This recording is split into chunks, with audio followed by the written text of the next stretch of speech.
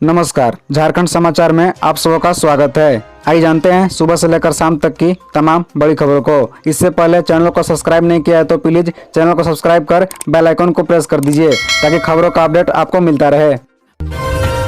सरकार ने चारों ओर मचाई लूट खसोट, हेमंत हटेगा तभी झारखंड बचेगा, अन्नपूर्णा देवी। दरअसल आपको बता दें कि झारखंड में जब तक हेमंत की सरकार रहेगी तब तक इस राज्य का भला होने वाला नहीं है। राज्य की हेमंत सरकार भ्रष्टाचार में आकर डूबी है, चारों ओर लूट खसोट का बोलबाला है, लेकिन अब इस सरकार को चैन से रहने नहीं दिया जाएगा। हेमंत हटाओ झारखंड बचाओ आंदोलन भाजपा ने इसी उद्देश्य से शुरू किया है। यह बात गुरुवार को केंद्रीय शिक्षा राज्य मंत्री अन्नपूर्णा देवी ने इटखोरी में कही। बता दें कि केंद्रीय राज्य मंत्री अन्नपूर्णा देवी यहाँ के ऐतिहासिक मां भद्रकाली मंदिर में पूजा अर्चना करने आई थी। पूजा अर्चना के पश्चात मीडिया के साथ वार्ता में उन्होंने कहा कि केंद्र सरकार पर झारखंड की हेमंत सरकार को परेशान करने का आरोप पूरी तरह बेबुनियाद है। दरअसल हेमंत सरकार ने राज्य में लूट खसोट मचा रखी है, ऐसे में जांच एजेंसियों का सक्रिय होना लाजमी है। झारखंड की हेमंत सरकार पर हमला बोलते हुए अन्नपूर्णा देवी ने कहा कि 2.5 वर्ष तक भाजपा ने राज्य सरकार के विरुद्ध कोई भी बड़ा आंदोलन नहीं चलाया ताकि भाजपा पर राज्य सरकार का परेशान करने का आरोप नहीं लगे, लेकिन राज्य का मुख्य विपक्षी दल होने के नाते भाजपा का यह कर्तव्य है कि सत्ता में बैठी हुई हेमंत सरकार को अनैतिक कार्यों से रोकें।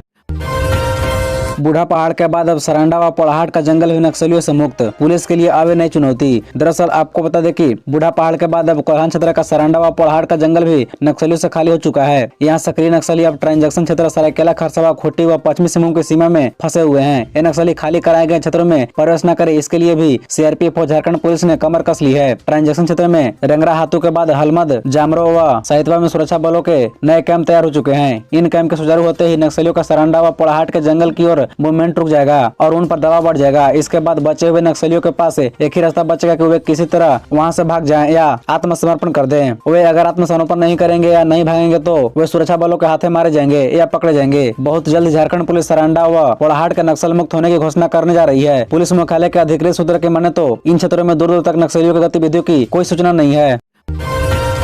हेमंत सोरेन ने एसीबी को दी मंजूरी, जामताड़ा के तत्कालीन सीओ व अन्य के विरुद्ध होगी जांच, जाने क्या है मामला। दरअसल आपको बता दें कि जामताड़ा जिले के मिहिजात थाना क्षेत्र स्थित बुटकरिया मौजा में अवैध रूप से जमीन की खरीद बिक्री के मामले में अब जामताड़ा के तत्कालीन अंचलाधिकारी हेमा प्रसाद व अन्य के विरुद्ध भ्रष्टाचार निरोधक ब्यूरो धनबाद में प्रारंभिक जाँच दर्ज होगी। एसीबी धनबाद में 30 नवम्बर 2017 को दर्ज गोपनीय रिपोर्ट में जाँच के दौरान तत्कालीन अंचलाधिकारी की भूमिका सामने आई। इसके बाद एसीबी ने झारखंड सरकार से पी दर्ज करने के लिए अनुमति मांगी, जिस पर मुख्यमंत्री हेमंत सोरेन ने स्वीकृति दे दी है। इस पूरे प्रकरण में 17 जून 2016 को मिहिजात थाने में भी प्राथमिकी दर्ज हुई थी। इसके बाद अंचलाधिकारी अंचल निरीक्षक की भूमिका संदेश मिलने के बाद पूरे मामले में एसीबी धनबाद ने गोपनीय रिपोर्ट दर्ज कर पूरे मामले की जांच की थी, जिसमें मामला सही पाया है।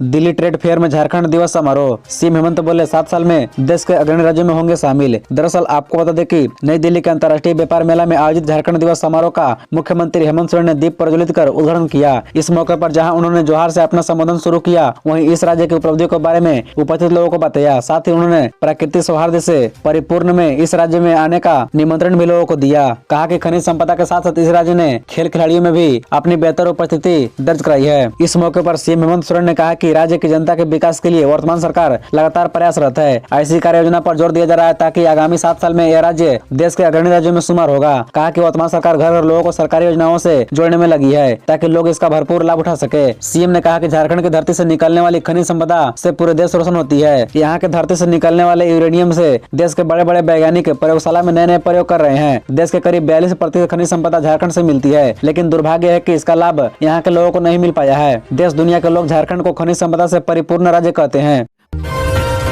जेसीआई के एक्सपो उत्सव में बोले राज्यपाल रमेश बैस, झारखंड सबसे धनी प्रदेश हो सकता है पर विजन की कमी। दरअसल आपको बता दें कि राज्यपाल रमेश बैस ने कहा कि झारखंड में सब कुछ है, प्रदेश हरियाली से लेकर मिनरल आदि से भरा हुआ है, यह चारों ओर से संपन्न देश है, लेकिन यहाँ पर विजन की कमी है। विजन ठीक हो जाए तो यह देश सबसे धनी प्रदेश हो सकता है। इसके लिए सबको मिलकर काम करना होगा। श्री बैस गुरुवार को जेसीआई के 5 दिवसीय एक्सपो उत्सव के उद्घाटन समारोह को बतौर मुख्य अतिथि संबोधित कर रहे थे। राज्यपाल ने कहा कि ऑटोमोबाइल क्षेत्र में बड़े शहरों की तुलना में रांची में सबसे अधिक बिक्री हो रही है। हाल ही में एक समाचार पत्र में पढ़ने को मिला कि लोगों ने करोड़ों रुपए की गाड़ी की बुकिंग कराई है। इससे पता चलता है कि रांची के लोगों के पास पैसा बहुत है। राज्यपाल ने कहा कि किसी एक क्षेत्र पर आश्रित नहीं रह सकते हैं। अगर हम कृषि, उद्योग या अन्य किसी एक क्षेत्र पर आश्रित रहेंगे तो देश का विकास नहीं होगा। किसी भी क्षेत्र या राज्य का विकास तभी होगा जब इसमें सभी लोगों का सहयोग होगा। रांची में इतने बड़े आयोजन हो रहे हैं, यह बड़ी बात है।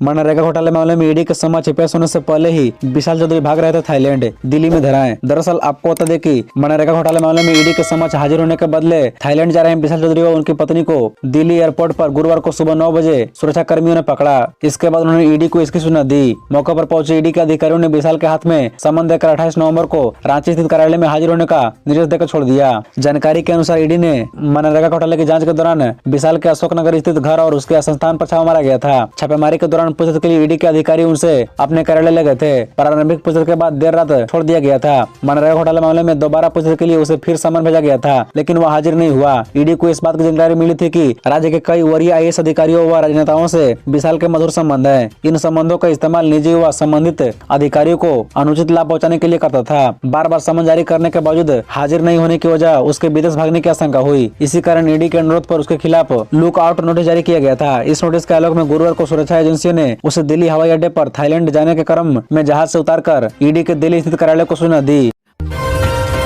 जमानत के लिए गलत एंजियोग्राफी रिपोर्ट तैयार करा रही थी IAS अधिकारी पूजा सिंघल, ईडी ने पकड़ लिया। दरअसल आपको बता दें कि मनरेगा घोटाले में जेल में बंद IAS अधिकारी पूजा सिंघल ने जमानत के लिए गलत एंजियोग्राफी रिपोर्ट तैयार कराने की कोशिश की थी। ईडी ने इस बारे में झारखंड हाईकोर्ट में दायर हलफनामा में यह जानकारी दी है। पूजा सिंघल ने स्वास्थ्य कारणों से जमानत के लिए हाईकोर्ट में याचिका दायर की थी। इस याचिका को कोर्ट द्वारा खारिज कर दिया चुका है, लेकिन मामले की सुनवाई के दौरान ईडी ने जो हलफनामा दिया है उसमें इस बात का जिक्र है कि स्वास्थ्य कारणों से जमानत का लाभ लेने के लिए पूजा सिंघल ने फर्जी एंजियोग्राफी रिपोर्ट तैयार कराने की कोशिश की थी। ईडी अफसरों के मौजूदगी के कारण पकड़ी गई गड़बड़ी। ईडी ने बताया कि पूजा सिंघल एंजियोग्राफी रिपोर्ट बनवा लेती, लेकिन मौके पर ईडी के अधिकारियों के कारण मेडिकल सर्टिफिकेट नहीं बन पाया। मेडिकल रिपोर्ट में बताया गया है कि वह शारीरिक और मानसिक तौर पर पूरी तरह स्वस्थ है। ईडी की तरफ से कोर्ट में अमित कुमार दास ने यह जानकारी दी है। खबरों से जुड़े रहने के लिए चैनल को सब्सक्राइब, वीडियो को लाइक एवं एक दूसरे से शेयर जरूर करें। धन्यवाद।